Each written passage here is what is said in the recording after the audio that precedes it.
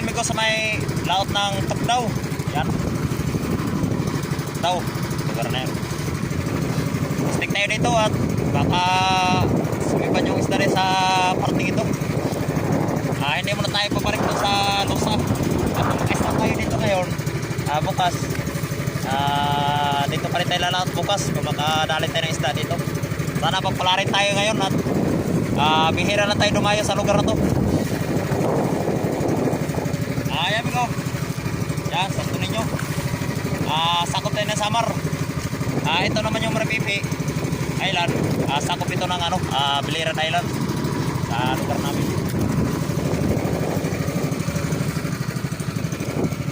So yun pala migo. Magandang umaga ka pala sa ating mga subscribers dyan. Sa ating mga solid subscribers. Yun, magandang umaga po. Pati na rin po sa mga silent viewers natin. Pati sa mga viewers. Magandang umaga po. Yun lahat. At sana ngayon migo ay pagpalarin tayo ngayon makarami naman.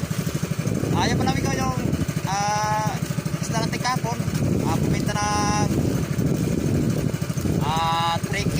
Mahigit. Yung isda natin kahapon. So solid pa rin yung laot natin kahapon. May presyo kasi yung isda kahit nakakunti yung huli natin. Mabot ang gano'n na kalaki yung pinta. Yun, magandang presyo ng isda kahapon. Bihira para nakakalaot kahapon migo. Pero iwan ko lang ngayon kung gano'n pa rin dati yung presyo.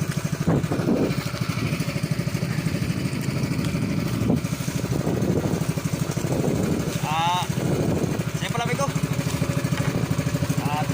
Dito po tayo. Testingan natin yung mga buya na yan. Ay yung mga may-ari ng mga buya na yan migo. Nagano dyan sa may pinaglautan natin sa Lusa, Samar. Dito yan sila naglalagay ng buya at sa lugar na ito talagang best rito sa lugar na ito pag panahon ng anuhan ng galunggong. Dito yung mga lugar na talagang pugaran ng mga galunggong sa parting ito.